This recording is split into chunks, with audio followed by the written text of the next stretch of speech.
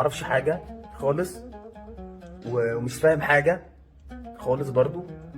وعندي سؤال لشباب بلوزداد، انتوا ايه اللي جابكم قدامهم دلوقتي وتقوموا جايبين فيهم جون الاول؟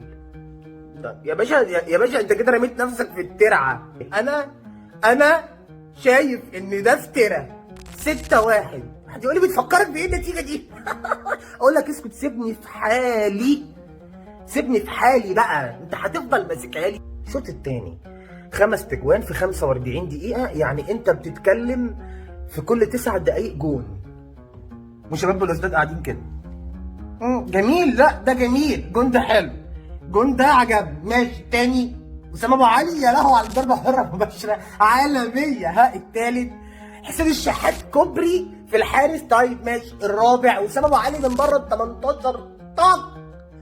الرابع الله برافو، ها ماشي. يلا الخامس مين يا ابن اللعيبه؟ كريم يا دبيس على 1 2. انت ويحيى عطيه الله، والرؤيه بتاعتك في انك تديها لتاو اللي من لمسه واحده بيخلصها يجيب الخامس ويعمل شقلباظات كاننا في السيرك القومي. ماشي يلا السادس، مين هيجيب السادس يا ترى؟ السادس بقى امام امام قاعد يالف. بكلم واحد صاحبي قبل الماتش ما يبدا، فبقول له خلي بالك الاهلي لو خسر الماتش ده الكيرف هيعمل كده وبتاع. قال لي يا باشا مفيش منه الكلام ده.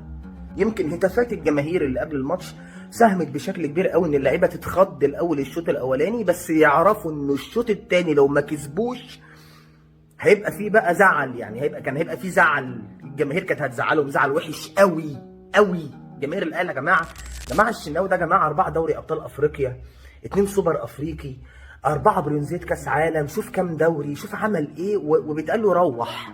جماهير الاهلي يعني جماهير الاهلي قلت لك قبل كده هم ما بيكبروش حد. اقسم بالله لعيبه الاهلي من ساعه ماتش باتشوكا اتخيل ان هم عاشوا اسوأ ايام حياتهم من بعد ماتش باتشوكا، والنتيجه اهو.